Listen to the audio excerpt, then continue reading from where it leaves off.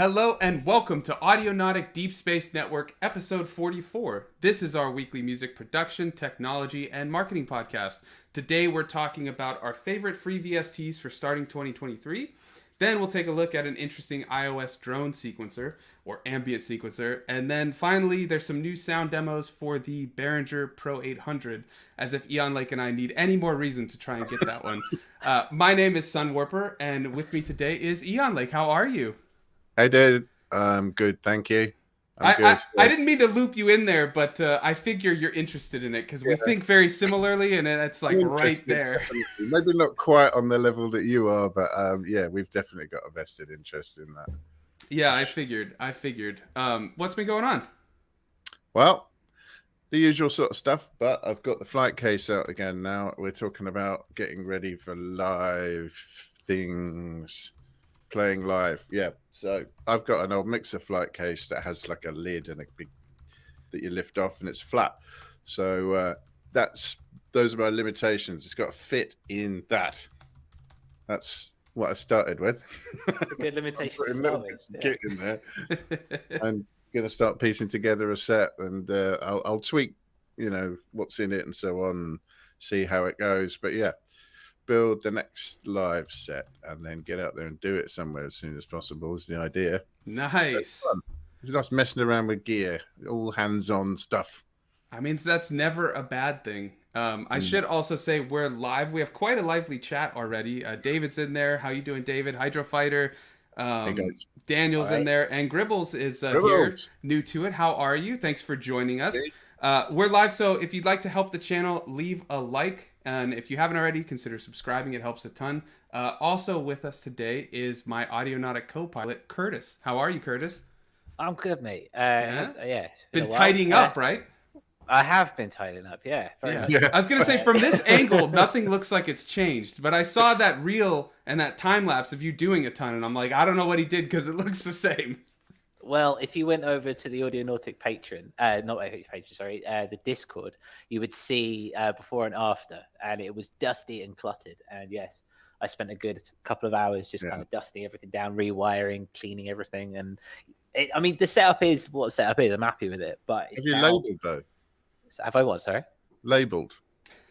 No, that's the next step. That's the next chaos. Frontier. You got a label maker? I just get that tape and write it. I mean, That's cool. But I don't have that crazy modular. And speaking of, David says that you need to show it, Eon Lake, what you're building. So, I can't really. It will all fall out. It's only here. But I'd have to lift it up like that, and it would all come crashing. It's all right. down. You can prep it for next time, I guess. Maybe he'll forgive you. I don't know, David. Let us know. Definitely. But anyways, Curtis, what else have you been up to? Yeah, I've been doing a bit of January actually, as it goes. Been doing January. I did it 2 years ago. I didn't do it last year, but I did it this year. A certain someone here was like, "When are we going to start seeing your live stuff again?" And so, not with the GoPro this time, but yeah, I've been doing a bit of that. We're on day 4, I think, which was like I missed that GoPro, man. We'll get there, but currently it's up here. Currently, it's up here as an overhead. Okay. And so it's taped onto my mic stand, which you can't see again. But yeah, it'll come there. We'll get there. Okay.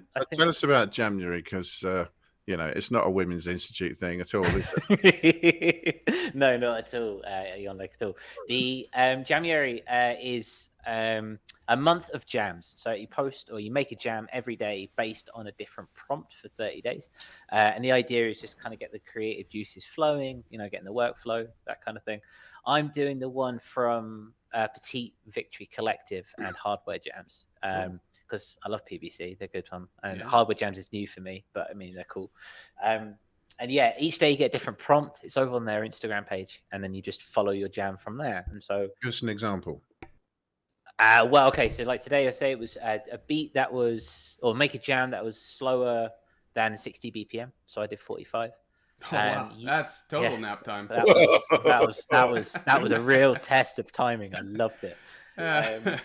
You just need a latch, though. Just hit latch or ARP and then let it go. I'm using his proper lessons and stuff. So yeah. But then tomorrow is, I believe, a moody jam. So tomorrow my jam will be make a moody jam. So I've got this kind of like little blues, funky kind of thing going. I bring out the bass. Happen to be doing a load of batching because I'm trying to build the live set and film it and know everything at the same time. So it's set up, rig, play, scratch it out, process all the data, repeat again and again and again and again. Just kind of getting that into my old monkey brain. That's exciting. I bet you'll come out of it at the end having learned a lot and new tricks with the arsenal you have in front of you. That's what I find when I did the weeklies last year, and gives you perspective. It's good fun. Like I say, it's all about creating habits. I don't know about you guys. I'm a stickler for. I'm not very good at creating new habits, and so if you just I don't know if anyone is. It takes 2 months or something. What's that they say? The research. It's a month or two of daily habit, trying to form a habit for it to stick. All right, well, fair enough. But it takes 1 day to not do it for it to break. It's completely unfair, but that's life, I guess. There are, of course, a few habits that you can acquire quicker than that, but it's not advised. I think those are called vices, not habits. Yeah. Heroin's always good for anyone. Well, what are you going to do, Sunwarper? What have I been up to? Taking a bit of a rest and figuring out my plan of attack, so to speak, for the year, like how I want to do everything. I did everything I wanted to do last year, met pretty much all of the goals I wanted, besides, I had to change a lot of them due to the whole wrist tendon issue, but now it's kind of figuring out how I want to do it. I have a big idea of the year project for Sunwarper, and I'm figuring out how I can kind of merge it with my YouTube and just kind of figure out some interesting physicals ideas and things like that.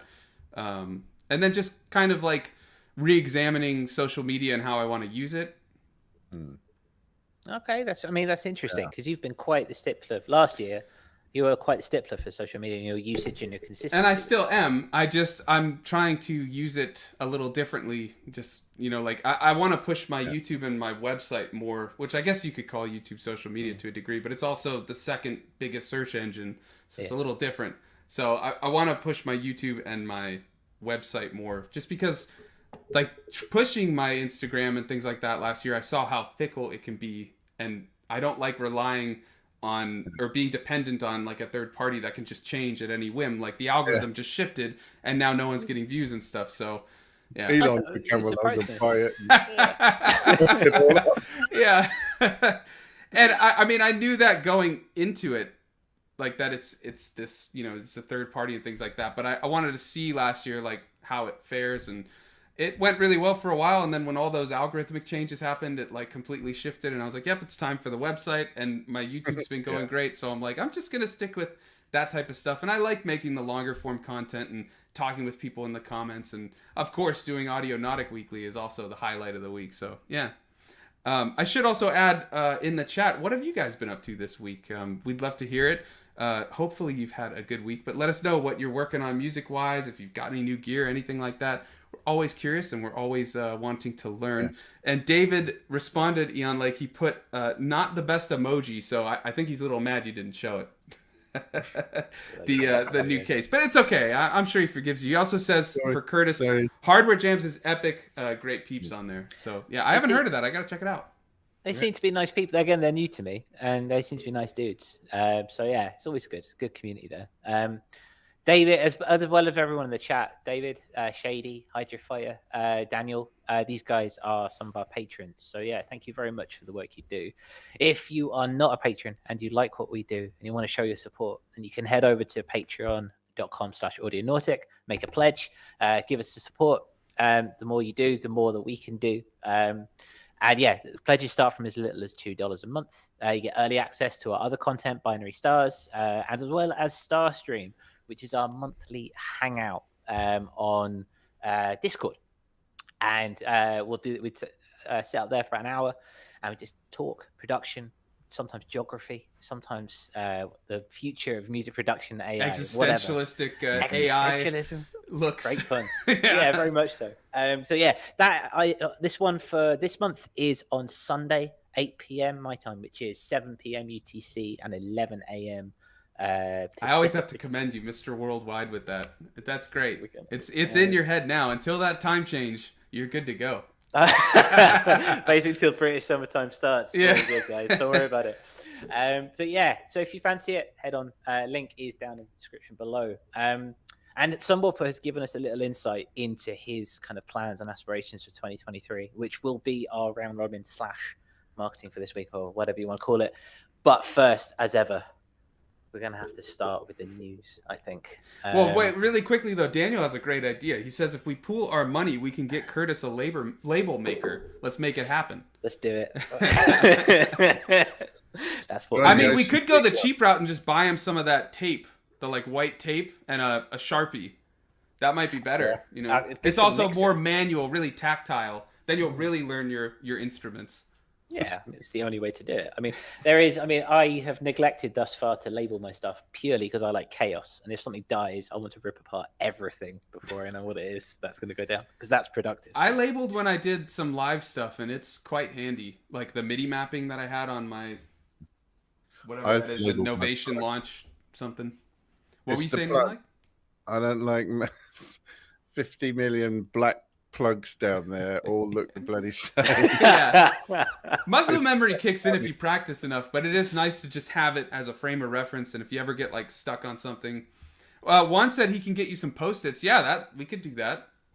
Yeah, okay, cool. Only if they're multicolored, though. Well, of course. Colorful is the way. Of course, yeah. J Bell, if you're there, yeah, I could do with some of that. Just put in the post, that'd be nice. Should we talk about Behringer, gents? Should we start with that? Yeah, I feel think like we should. Start. This is a follow-on from last 2 weeks ago. 2 weeks ago, I even checked before we went on air, and I still got that wrong. Well, by checking, you meant you asked me, was that 1 or 2 weeks ago? And I was like, I don't know, man, 2. It's verified. Exactly. But yes, the Behringer Pro-800 is coming out later in the year, and they have actually released a sound demo. This looks like an absolutely wonderful piece of kit. If you want to see our first looks, it's from my ADSN and a few clips a couple of weeks ago. But they have released some sounds. So do you guys want to have a listen? Yeah, let's check it out. Let me hit the right button as opposed to... That's important. It is important. The only button. Thing I've learned. Yeah. That's our biggest lesson from 2022. Hit the right button. Exactly. So here we go. Without much further ado.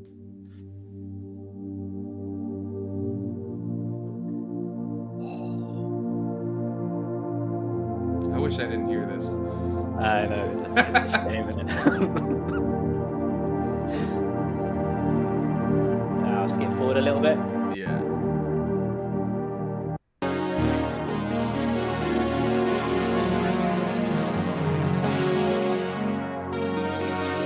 Need for an analog, really. Oh. It's a pretty wide range of tones. Yeah. Got a lot going on there. One more. One more.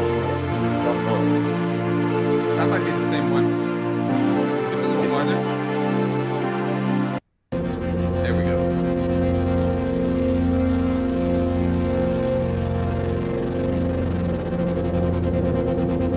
LFO fun time. That is good. Yeah, that's awesome. I could do that all day, but we'll stop there. If you want more, I love how they stuck it on top of a monopoly as well. Ian, like, I don't know if we got your opinion on it because I think that episode we did, I think you were absent. And David says in the chat, what Prophet is it modeling? I think it's the Prophet 800, or is it the V? Prophet 600 synth engine. 600, okay. Yeah, Right. Prophet 600 synth engine, yeah. And it's only going for $599, basically $600. Yeah, 8 voice. But I don't think we got your opinion on it, besides like talking about it last week, but when we actually covered it. So I'd love to hear your take on it, especially after that sound demo. Fully analog. I think it's all analog, yeah. Let me pull up the specs. Pretty reasonable, isn't it? And like you said, it's actually quite a wide range of tones. You know, I've got a couple of synths because of the way they set. But I think now, looking at anything new, it's got to be about whether it can do a lot of different things, and that definitely sounds like it can. Hold on while I plug my headphones in. Yeah, and it's Well, I guess his headphones are off. It's 8 analog voices, 2 VCOs per voice, dedicated LFO with 6 waveforms, additional noise generators, built-in polyphonic track sequencer, VCA overdrive, which sounds awesome, and then 400 presets. I'm not gonna lie, I'm almost thinking of maybe selling the Minilog and getting that because I want some desktop synth. I get that. I'm just slowly. Oh, really? And I like 8 voices, you know me. But I do have a Prophet 8 right to my right, so Yeah. I don't know. We haven't done a collab with our respective mini/monologues yet, so you can't set That's it to true, that. but I can sample it and always have it with me. Always sample it. It'll always be in my heart. I'm just saying, I'm considering. I kind of want to downsize and go from there. I don't know. That Minilog is massive, right? Well, it's not massive compared to the Prophet, but I'm just saying I want something on my desk, and I don't have any space besides this little Arturia Mini Lab for like a keyboard. Just on your desk. It's there. It's sitting there. It's great. It's fine. It won't fit. I already have the SP takes pride of place on my desk. All right. That is fair. I am also happen to be looking over at my reject shelf. I've got a corner with all my alt stuff that I've kind of just got bored of over the years. And I'm just looking at it going, I can maybe get there. Well, I'm just thinking, like, how long has that Minilog been sitting there now? I haven't plugged it in yet, so I don't know. I'm kind of thinking maybe it's time for a change, you know? I mean, or maybe you're going to be one of those people on message boards where people are talking about a certain synth and they go, "Oh yeah, I used to have one of those and I sold it. God, I wish I hadn't done that." Well, the good thing is the Minilog is still readily available and accessible. That's true. And it's not very expensive, so it's all good. David says, "Be cool if you could rack it." I believe you, unless you mean the Minilog, the Pro-800 you can rack. It's Euro rack like format, but the Minilog not so much. I mean, it's very interesting in the sense that, like, again, but just before Christmas, we were looking at the boutique synthesizers of like $5,000, you know, that kind of thing. A beautiful, lush analog, and then income Behringer with $600 for that. And obviously, it's a clone, and there's some kind of ethical stuff around that. But if it sounds good, you know, what are you gonna do? You know, Gribble says, reaches to my left and strokes his Minilog gently. Yeah, don't get me wrong. I love the Minilog. I use it all the time, and I'll recommend it to anyone looking for like either entry analog synth or just analog synth in general. But it's been sitting there for a while, and I haven't been using it because I've kind of changed my whole setup. So I'm just thinking it'd be convenient to have a desktop synth right on my desk, and I don't have space for the Minilog. So we'll see. I don't know. It's just a thought. I'm just speaking out loud, but you're not allowed to have thoughts. Chat, let me know what you think. Should I keep the Minilog? Tell him in the chat how mad he is. Honestly, come on. Exactly. Yeah, it seems to be that the idea of the 800 is quite popular in the chat. We'd like to know, as well as those who are not watching live, who are watching back, maybe at one of the clips that we've made, or just at the Mac Daddy cut of the whole thing as they go. Let us know in the comments. What do you think? Is this something that would pique your interest? We'd love to know what you think. Well, speaking of in the chat, David says the Dreadbox, I think it's Nymphus, is 6-voice analog in the same price point. Yeah, that thing looks sick. I have an Erebus, and I love it. But I like having different companies and different sounds and things like that. That Dreadbox is cool, though. But, yeah. They've got some tone, normally, Dreadbox stuff. That Erebus, man, I love that synth. And I haven't had that on my desk in a while, and I've been missing it. But yeah, just like David says, he says, I love the Prophet sound. That's exactly, I already have the Prophet 8, but I want more Prophet. Just give me all the Prophet. Give me all the Prophet. We can move on back from that. So, yes, that is the Behringer 800. More from iOS. This looks lovely, and I'm thinking now maybe I should buy an iPad. Sunwarper, what's all this about? Well, you know me, I've been getting into iOS sound design, combining some form of an iOS, like either the iPhone or iPad with my SP or things like that. And I saw this on Synthopia. It's a Latch. They call it I think they call it like a ambient or drone sequencer. And it doesn't, I don't believe it has any sort of sounds in it. It's all for sequencing other things, but it looks pretty cool for what it does. You want to share the screen and show it? Yeah, very much so. This, again, looks very spacey, very alien, very nice. Let's bring this in.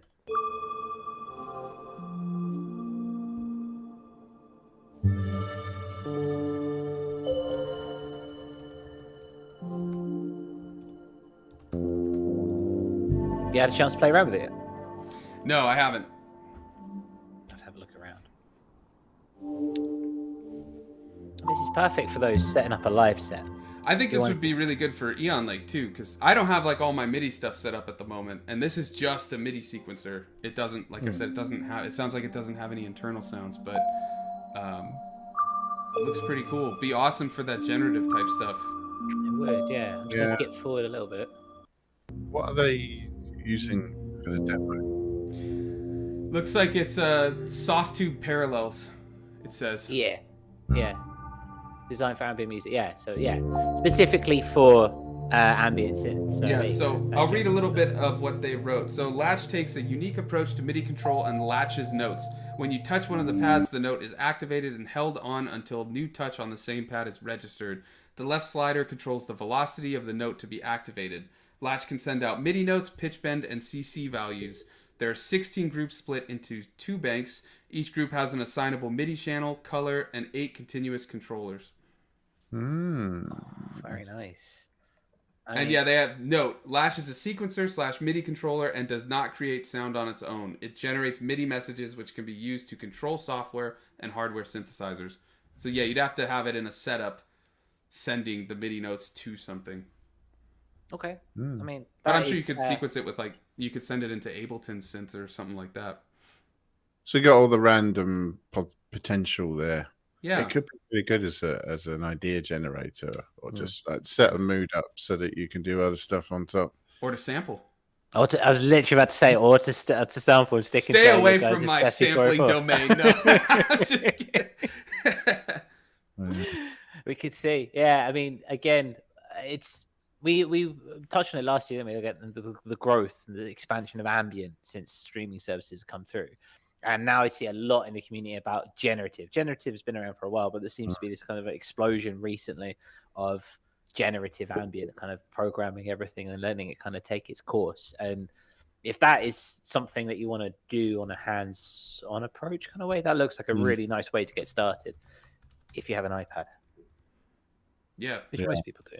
Really quick in the chat, Gribble says the 800 does sound lush, but yeah, Behringer and Ethics. I don't feel that strongly about it, but it's just the right side of feeling off to keep the gas in check. Yeah, well, we've talked about Behringer before.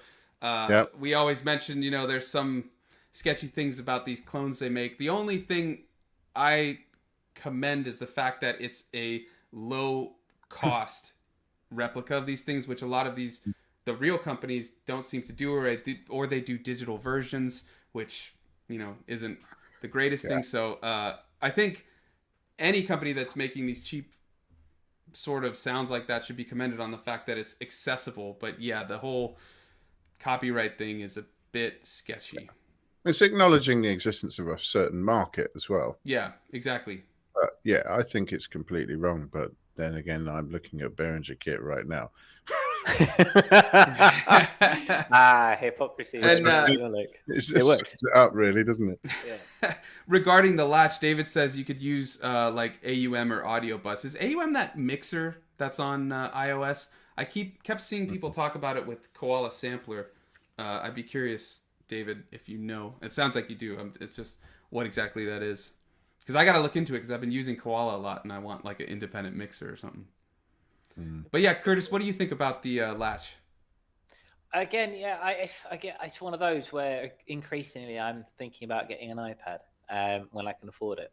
It looks really nice. It looks a very decent layout in terms of I'm having a look at the screen now. Very decent layout, very nice and simple, not overly complicated, which a lot of these iOS apps can get quite complicated. And this seems a very nice way to kind of bring not it together. Necessarily intuitive, are they? And you only really know once you start using it. You start thinking, what the hell is this? Yeah. It is pretty important, especially on that form factor. Yeah, definitely. Yeah, completely. Right. A lot, especially when it comes to synthesizers, they've gone, okay, this is a synthesizer. Let's make that synthesizer on an iPad, not really taking into account that, you've just got a touchscreen and nothing else, So here they've really thought about it, and it's retro as well. I mean, that might just be the filter that they've used for the video. And what is it like sepia or vintage, something? Sepia.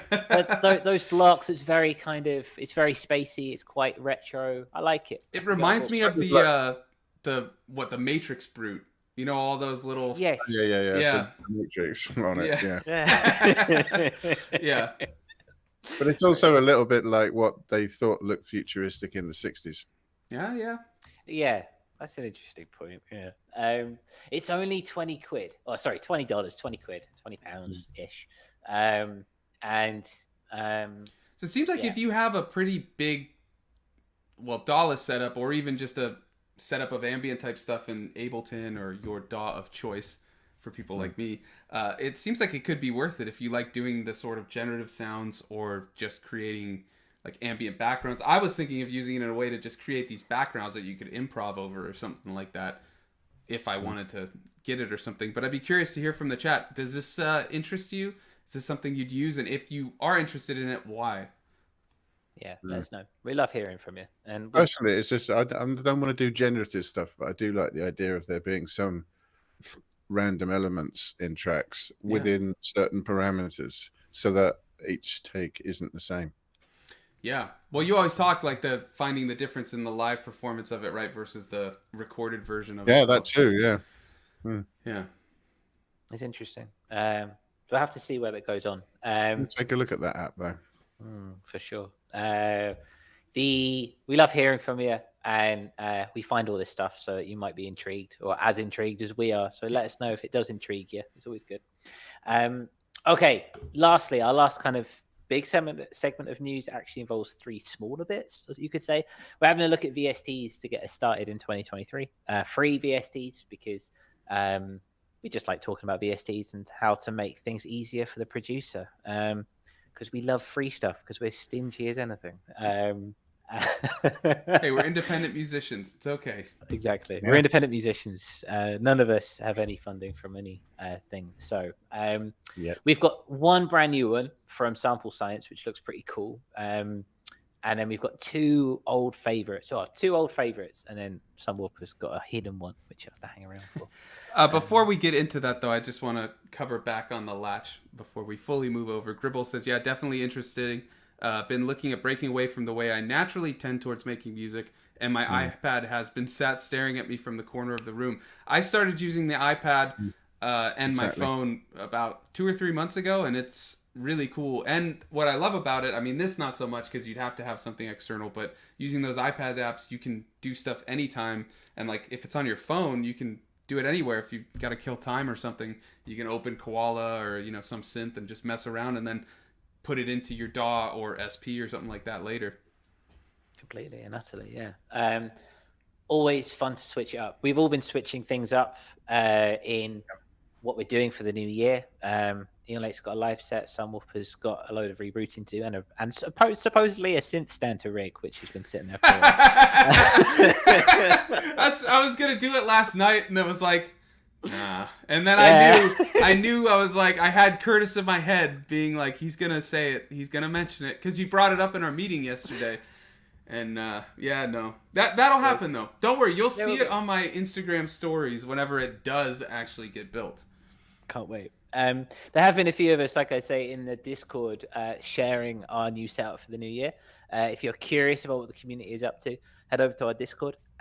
Link is in the description. It is small, but it is growing, and it's lovely to see what people are up to on a day-to-day basis. Yeah, we also do voice hangouts after our weekly meeting. Curtis and I meet to schedule and talk Audionautic every Monday around 10 a.m. my time, which would be 7 p.m. Curtis's time, and 6 p.m. Eon Lake's time. Look at that. Oh, yeah. But we hang out for about 20-30 minutes after the meet. If anybody just wants to join us and we talk, it's a good time. Also, David says definitely check out AUM as a mixer and Core Gadget. Yeah, Core Gadget looks sick. I had it on the Switch for a little bit. It's pretty cool.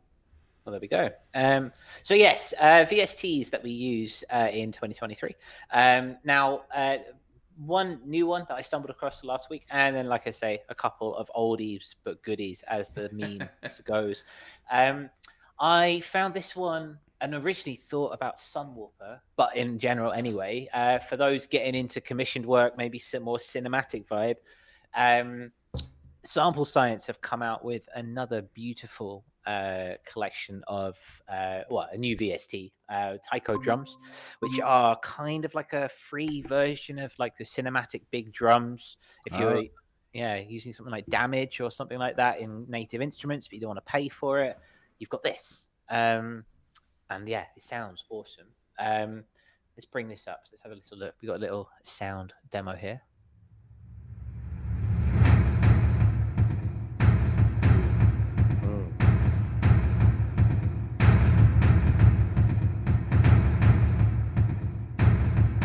Yeah.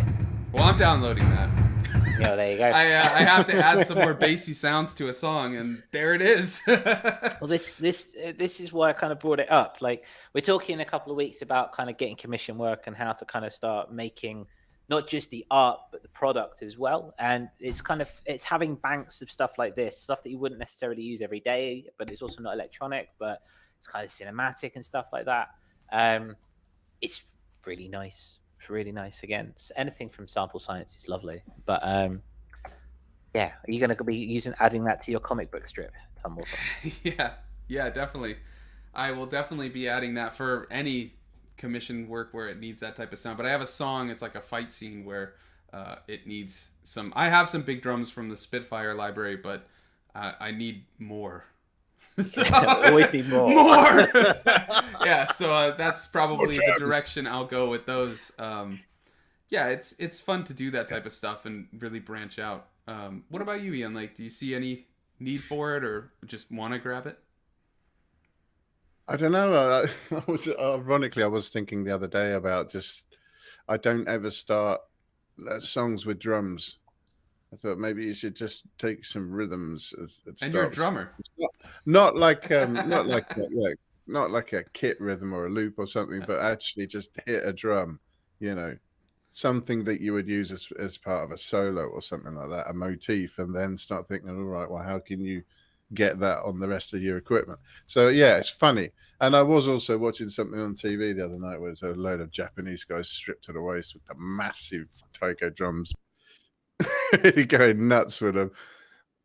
It's a very powerful sound, and if you're looking for something like that, then I think it's definite. I mean, it's free. You're gonna download it and stick it in the back pocket if you don't want to use it straight away. Surely, it's a big sound. It is, and it's drums. You can never have too many drums. That's true. You can never have too many drums. You can layer them, and then you can even sample them and put them into your SP4 format too. Oh, I will definitely be doing that. Don't worry. Or in Koala. Which, speaking of, Gribble said in the chat, I played with Gadget quite a while back. Have had plenty of music apps on my various iDevices over time, but never did anything serious with them. Just treated them like toys, kinda. Yeah, it was hard for me to kind of break past that like screen, just like same here. It's a pocket thing, like but once I got Koala Sampler, it like turned a switch for me where I was like, oh, I can use this for all this type of stuff, and like I'm designing a live set on Koala and just using the SP for effects. So it's like it was surprising how powerful it is. And then David says, I love using for looping primarily, like iOS apps. And yeah, I've been putting samples of like synths from iOS into my SP or into my DAW into Logic, and it works great for that too. So give it a try, Gribbles. Let us know what you use and how you get on with it. I think the apps have changed a bit recently, and they're getting more to be an extension of your studio as well. And also the ease with getting things out of apps. That used to be a bit of a pain. You could make a really interesting sound, and then you've got to export it as a wave, and I don't know, go through some weird ritual just to get it onto a computer or into a sampler. It's a lot easier now, which makes these things a lot more viable. Yeah. There used to be a massive difference between like production in the studio and then stuff you make on your iPad, and now their balance is kind of striking nicely, which is good to see. I also love all the remotes, like controlling things with, like we were talking earlier, but I'm controlling our stream with my old phone. Like that's Streamlabs right there, and I can mute, I can switch scenes and things like that. And on Logic, I have it as well.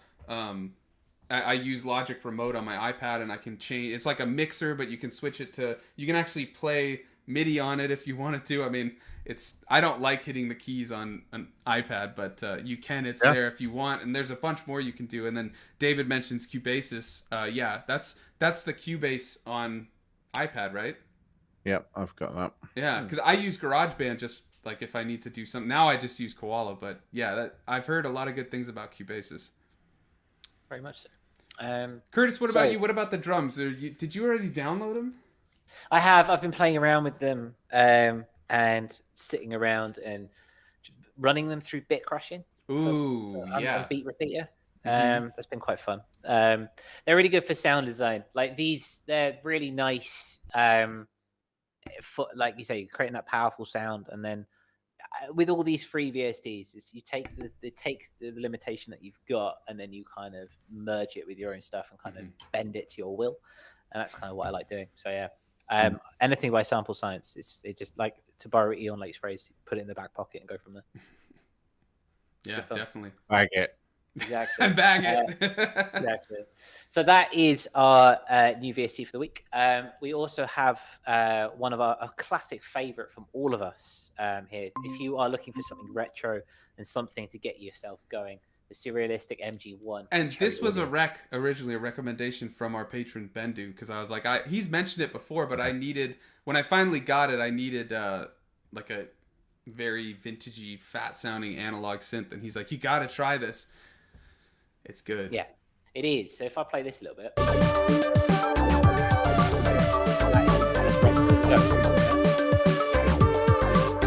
Absolutely as retro as it goes.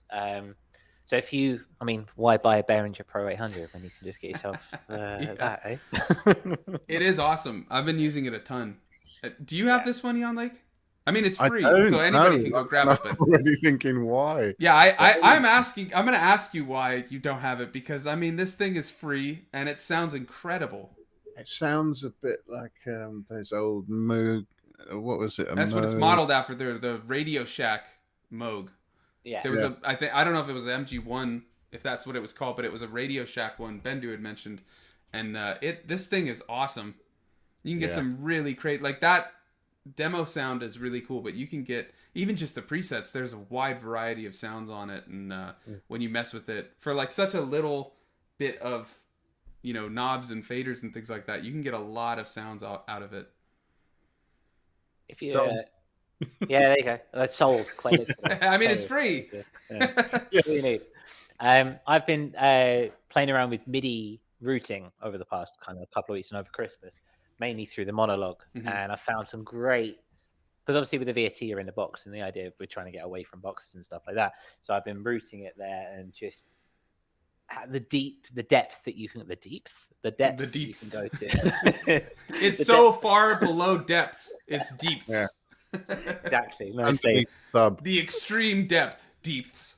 Thank you, brothers. You've got my back there. Thank you. I appreciate bro.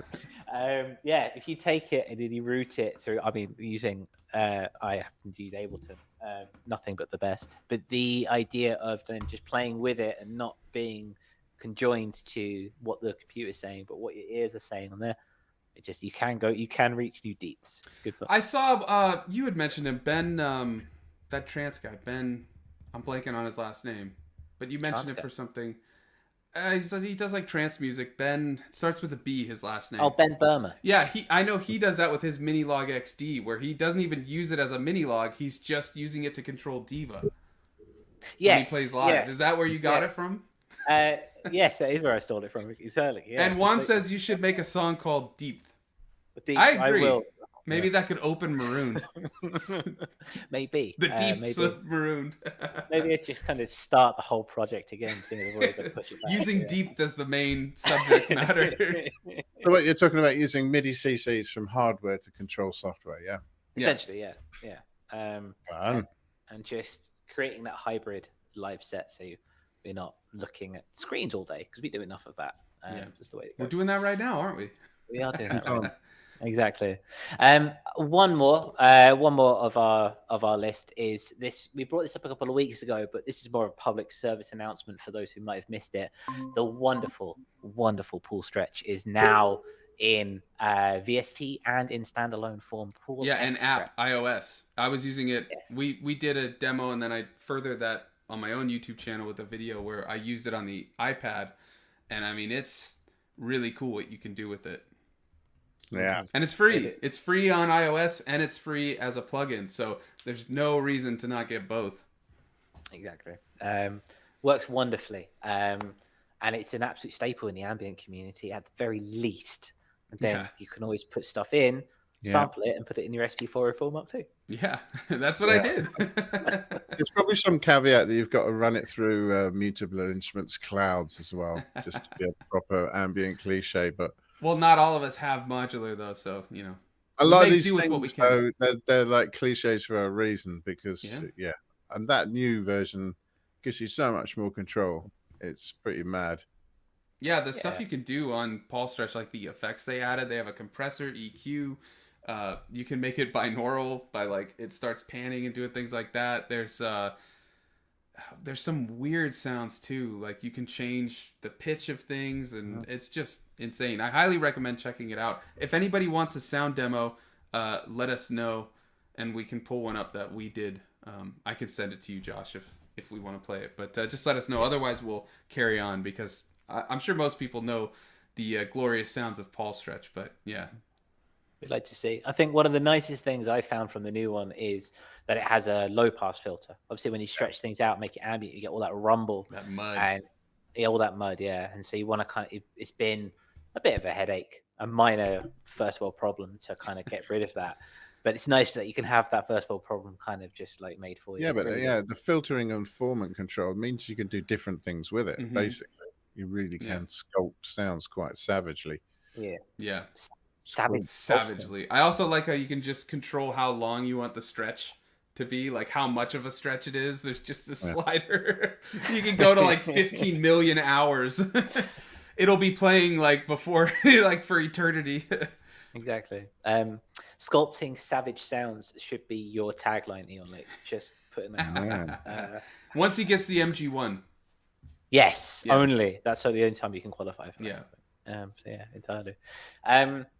We'd like to know what you guys in the chat and listening back. What are your VSTs? What are you looking at exploring? What are you keen to get your hands on in 2023? It's a new year. It's a fresh rotation on this planet. So it's time to make some new music. And I would love to hear if there's any free or low cost either plugins or apps or things like that we should check out that we haven't covered yet, because we're always trying to learn and just see what's out there. And some stuff we miss, so we'd love to hear if you have any in mind. Exactly. Definitely. Yeah, for sure. Also, we would be amiss if we did not speak about Valhalla. That was the secret one. Yeah. Yeah, Valhalla's super massive. I mean, we sing its praises pretty much every episode, and sometimes we don't actually say its word. We just, it's there. But it's free. It's amazing for reverbs, drones, delays, obviously. It's a really cool... It does like everything in terms of reverb and delay, but there's a warp function. You can control the high and low pass. There's chorus in it. I mean, it does so much. It's also a bit of an education in modulation and reverberation and echoes and how they intermingle and what affects what and so on. It's just everything all in one little not real box. Yeah. Yeah. I wish it was a pedal. It would be nice. That would sell. Yeah. That would seriously sell. Yeah, I'd buy it in a second. It would probably be a nice competitor to Strymon, which would be really good. Yeah. They're quite expensive. I was very disappointed that plugin they made of it was like $200. That seemed a bit much. Just a little bit. Just a little bit. But we've talked about that enough. So we have a running theme through this show. Last week we were talking about what we've been up to in 2022, and kind of we've been going along the idea of where we're going in 2023. So with that, I bring us to the round robin, where we will sit and have a chat and just kind of talk about what we're doing, a topic each week. And we are, this week we're talking about what we're kind of planning for 2023. Sunwarper and I have been in talks. We talk daily about what we're up to. So we get, it's kind of like, we're going to see what you guys have been up to. So anything new coming through? Any new plans? Any new releases? Anything? Yeah, what are your Let's goals say for music. 2023? Musically, anything, life-wise, whatever. Let us know. Completely. Who would like to go first? Sunwarper, perhaps? I mean, I kind of already went, I feel like, in the intro, so I don't want to hog it all. We can have Ian Lake go first if he's ready. So last year I said I wanted to do more remixing, and I did, and it was good. But I want to do more. So I'm keeping that one for this year. It carries on. You want to do more? You want to do more? Not just more. You want to Oh, do man, more? I almost choked on my water there. Let's He did choke out his tea. Yeah, no. I want to do more. Okay, great. Definitely. More. So I'm going to do some more of that. But yeah, live is the thing, I think, for so many of us at the moment. I want to get out there and play out some tracks. It was something that was supposed to happen physically a number of times and hasn't. So yeah, that's what's on the agenda for this year. So I'm going to be working on that. But also, I want to also use that as a forum of getting to know the gear better, as I've talked about a lot in the past. I want mastery over everything that I have, and also to try and refine and change the way that I build tracks, try and make things work more as individual parts and so on. I have been labeled a little bit in the past as a maximalist producer, which is both funny and accurate. I'm going to try again to see if I can steer that in another direction. And I think that the extra perspective that stripping things down to the smallest number of units you can to still produce something that's big and fulfills all the musical aspirations is going to be quite useful for doing that. So that's what I'm hoping to get out of it as well. And I want to release more this year. I'm going to self-release some stuff as well, I think. Okay.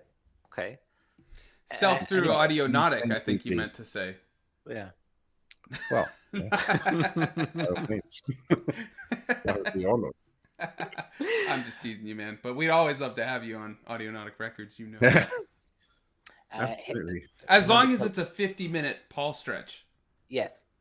Yeah, well, that's another thing. From MG1. Longer form stuff. I mean, Hydrofighter got me started with his EP last year with some longer form stuff that could be considered several songs, or maybe it isn't. Maybe it's just one song with different bits. Who cares? I love those hour-long songs. Yesu's done it. Alluvium's done it. Like a sleep thing he did that was like a hour-long journey through white noise with some like gentle melodies and things. It's really cool to do stuff like that because it's just a giant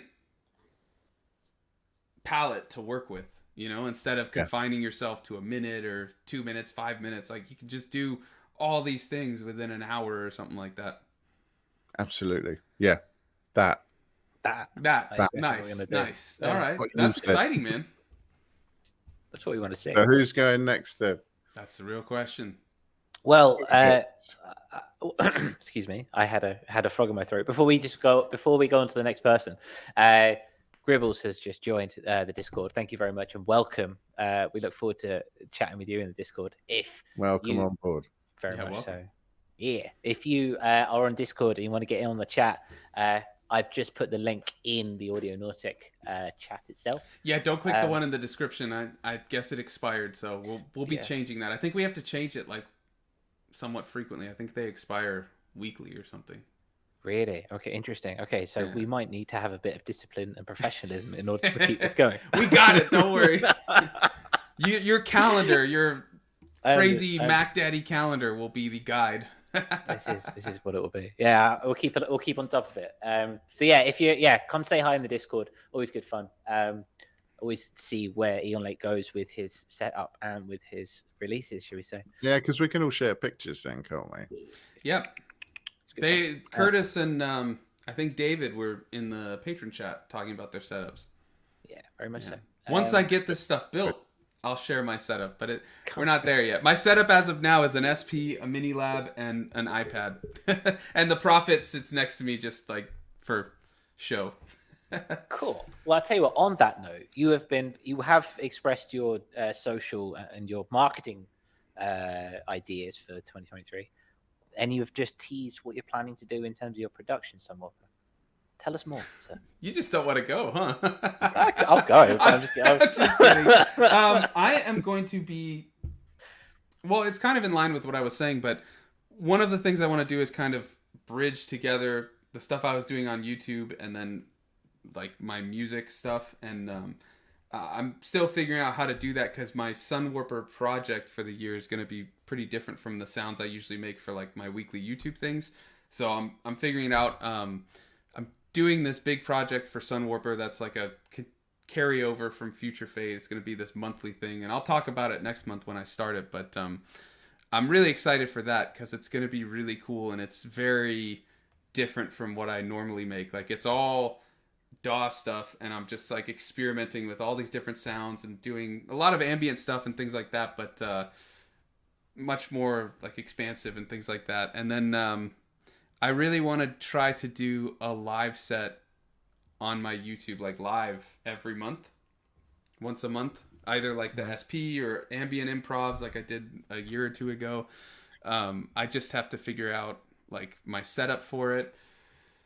So that's where I want to go. I'd love to play live, but I always struggle with finding like places to play at and things like that around here. So I don't know if anyone has ideas of where to get started with that. I've done some, but yeah, it's so much easier to just have the setup here that I want rather than trying to make concessions of lugging just a few pieces or something. So, yeah. That makes sense. I mean, why go out when you can bring people to you? I guess, yeah. As the introvert. My lazy introvert self, yeah. It was like, wait a second. I can live stream. Exactly. Yeah. So I still have to deal with, like, my wrist is not 100%. I played guitar for a little bit yesterday and it started hurting. So it's like I have to still kind of ease myself into that stuff. So, yeah. Samplers are the way. Always. I'm excited. Whenever you say there's something new or something you haven't quite done before, I always get this little pang of excitement to see where it's going. I'm really, this is probably the most stoked I've been for a project because there's a whole, like, audio visual. That's saying something. There's a whole audio visual aspect about it that's, like, really cool. And I hate not talking about it. I'm still finishing the formulation and stuff. So I will be talking about it soon. But, yeah. It'd be nice to see. If it's the most stoked you've ever been, then well, when you turn up to meeting on Monday. I'm usually most stoked about the next project I'm working on, but this one I really like the concept and it just keeps kind of progressing and I'm like, ooh, okay. So, nice. Yeah. If anyone was wondering, which I'm not sure anyone is, there's a bit of a time lapse between Sunwarper and I. So occasionally, quite often actually, I wake up to voice messages from Sunwarper telling me about how excited he is about something that he just found out, and it feels. Hey, I get those from you too, though. Let's be fair. I'm not saying it's a bad thing. What was that one I got from you like 2 days ago? That was like, dude. I don't even remember what it was for. It was for the taiko drums. That was it. Yeah, you just messaged me. I wake up and I see this WhatsApp message, and it's a voice message, and it's like, "Dude, these drums are so cool," and they're like playing in the background. So yeah, always fun. It's exciting, very exciting. But what about you? Because I know you've got something that's been cooking for a while that I've had the pleasure of listening to, but not many have yet. Are you talking about my release? Or are you talking about my? Yeah, you're talking about the release. Yeah, I don't even know what I do anymore. Yes. I'll let you say. I have marooned. I have a new LP coming out in a month or two. Not next month, month after. Yeah. It was going to be January, but for reasons, I'm pushing it back by a couple of months. New LP, next chapter in Curtis after Ebbs, Flows and Solos. It's like the next big story, that kind of thing. That's going to be fun. And that's at the top of it. So it's in a couple of months. While that's cooking, while I'm doing all the promo for that, I have this boy, if you can see this. Yeah. I've just invested in this little guy here. The Launch Control XL on word from Eon Lake. We were chatting over Christmas and Eon Lake suggested this would be a good one to go. But yeah, essentially creating a hybrid set. So I've got the launch pad where I can trigger stuff. I've got the Ultranova. I've got the Mini Log, which is both audio and MIDI.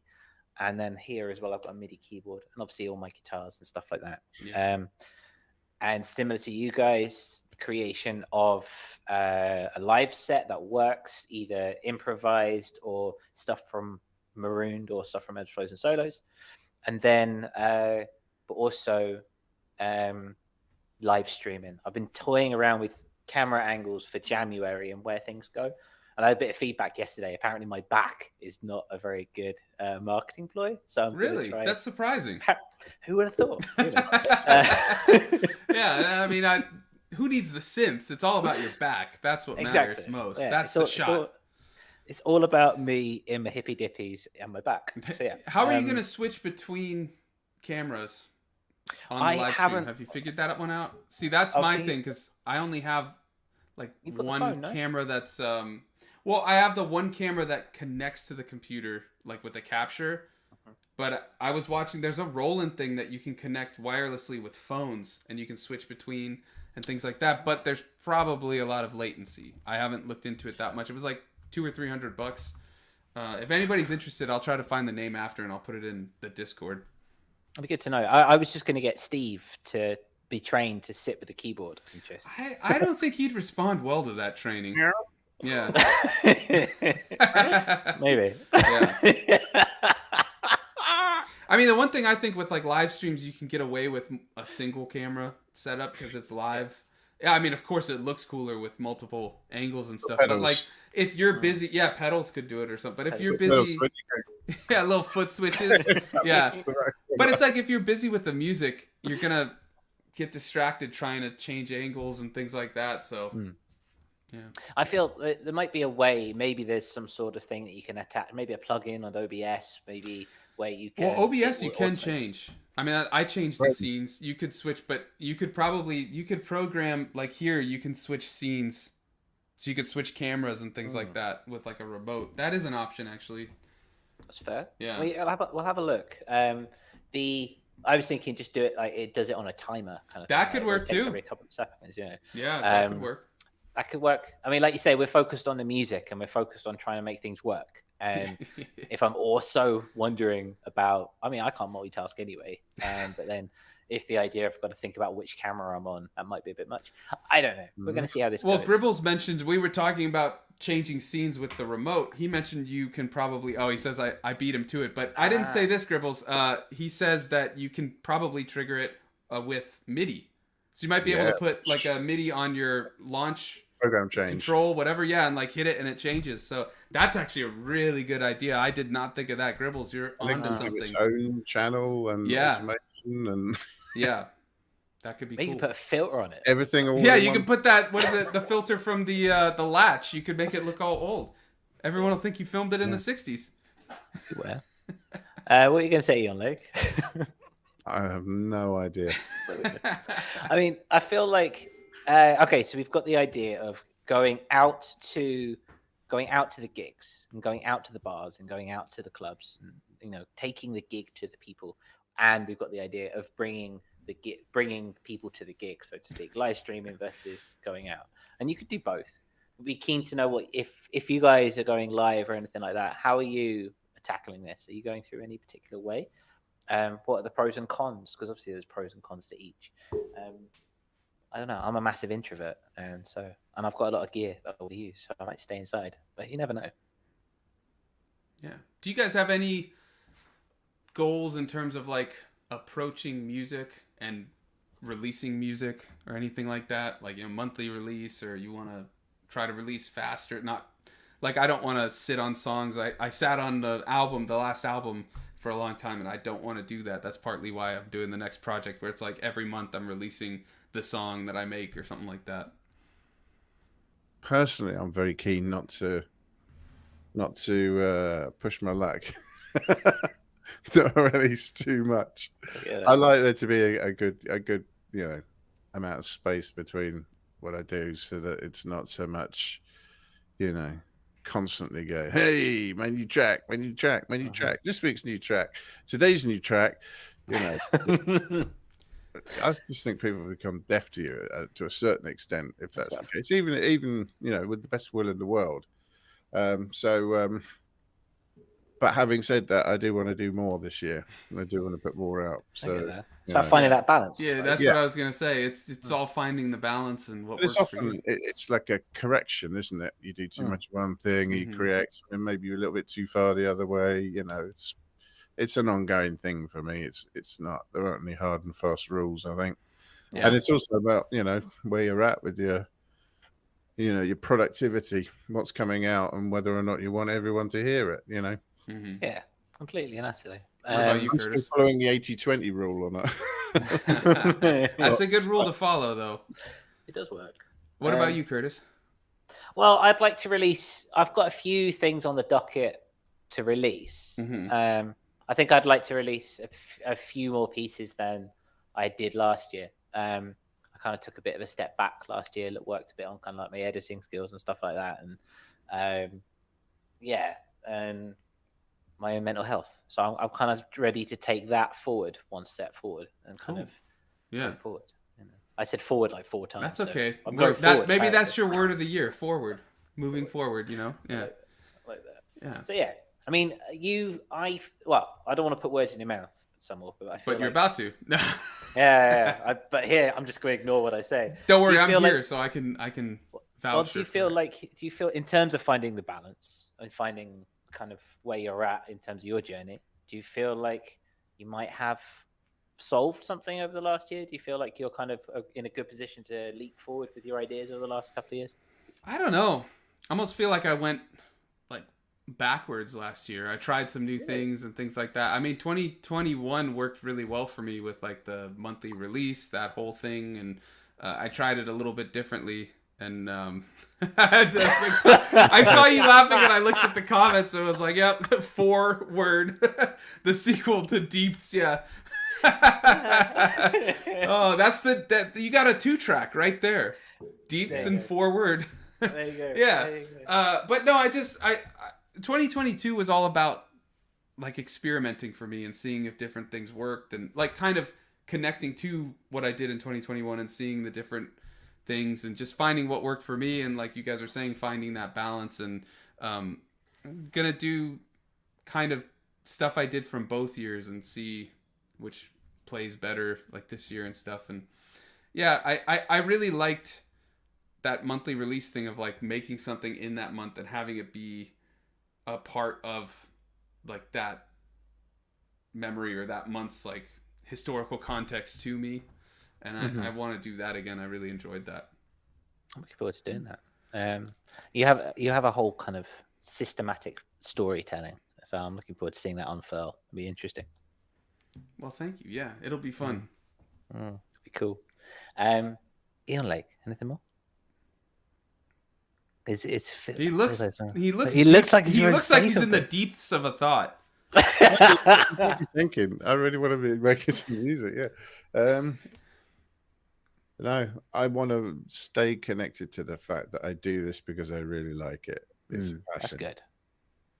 I keep getting drawn away from this. I keep getting drawn by social media and metrics and things to start thinking about it in different terms. And this was always, the point. When I stopped sound engineering, I was always going to set something up at home and do my own music. That was the dream. It took longer than I thought it would to get there. I need to, although I want to push the music forward and I have things that I want to do and things that I want to try, at the same time I want to stay rooted in the fact that that's why I'm doing this. It always has been and it always will be, and to just stop the comparisons. Enjoy other people's music, enjoy your music, do what you do. Stop making things complicated with all this other noise and bullshit. Focus on what's important. Enjoy yourself. Yeah, that's super wise words. I mean, it's hard in this day and age of like social media to remember that, because everything's the FOMO. That's what gets us to be on those apps and websites and stuff. And it's very important to just constantly recontextualize and remember why you do it and the fact that you love making it and things like that. Yeah. I got to remember that myself too. So We're in it together, bro. Yeah, I tell myself that regularly. We should have a weekly reminder, like a mantra when we Yeah. log in, just like like we're doing this because we love it. Yeah, don't forget. Do it because you love it. We are still looking for a new motto for Audionautic. If you've got any ideas, Eon Lake's been banging them out over the last couple of weeks. Yeah. I might collate them and make a poll on the Patreon site and see what. Or just have a shirt that has every single motto, just as a list. You know, So I like just that way. Hey, if you're ever struggling, it's like the what's the thing Brian Eno like a did mood board. with the cards. Is it obsolete? Not obsolete. What is it? Oh, he does those cards where it's like the those random things to try for music production. It could be our shirt. Just remember the just good things. Yeah. Like good vibes. Bleak strategies. That's it. I knew it started with an O. Strategies. Yeah, there we go. Yeah. It's fair. That'd be good to see. I'll collate them. I'll start making some work. But yeah, thank you ever so much for tuning in, everybody. We'd like to again know your plans, your ideas, where you're going to go in 2023. Because I mean, we're sitting here chatting for an hour, and we bounce off you guys in the chat, but we'd love to hear what you guys are up to. You know, it's the community. Not just that, but why as well. The why. Yeah. Is it a reaction to something from last year? You know, is it something that you haven't done yet, or something that you're doing because of things that have happened? Or because of cats on your shoulder. Yeah. You want to get more cats involved in your music? Yeah, exactly. Maybe a dog. Who knows? If you're reactionary or something. Enough cats. Dog time. Always. Yeah. Really, yeah. It's the community that makes this even more fun than it already is. So yeah, we look forward to hearing what you have to say. Yeah, definitely. And we'll be back next week. If you can't get enough of us or just want to chat, head to the Discord. We also post clips from these shows over on our YouTube. And then I should add, we are on Apple Podcasts and Spotify. So if you like listening to podcasts over there, consider heading over there. The links are in the description. And maybe give a review or a rating. It helps a ton. But yeah, with that, I mean, any last words, gents? Just to, if you like the music side of it, we've been talking about music, but Sunwarper also curates the Spotify playlist, Audionautic Radio, music for stationary travelers, which is wonderful. Which we'll be getting an update this weekend. Yeah. I was a bit bad about it in December because of Decemberiness. Exactly. Well, it's always good. It's always fun. Your submissions to Audionautic or Sunwarper on Instagram or Twitter. Good fun. Always a good trip. And it's always fun to see what people are up to. Yeah, exactly. That's my final word anyway. Eon Lake, anything you want to add? No, just big up to Tina there. She's got Yep. Always. That's our mascot. That should be the shirt. Tina, Steve, and all the mottos and mantras. Yeah. Yeah, that's fair. I mean, if you go into things blindly as Tina does, you can never go wrong. Yeah, there you go. So, can see. Is it blindly or is it so fully aware that you just, I don't know. It's like, you think it's apathy, but it's actually just being so attuned. That's a good point, actually. Yeah. I mean, I just think she's dumb as a bag of rocks, but you never know. I guess I'm just optimistic and like to see the bright side. Very much so. Gentlemen, everyone listening in the chat, everyone watching back, it's been an absolute pleasure. Thank you so much. We'll be back next week at the same time. There is also a brand new Binary Stars, but we'll be back next week. Thank you. Yeah. All right, gents. Yeah. Well, thank you for watching, and we will see you next week.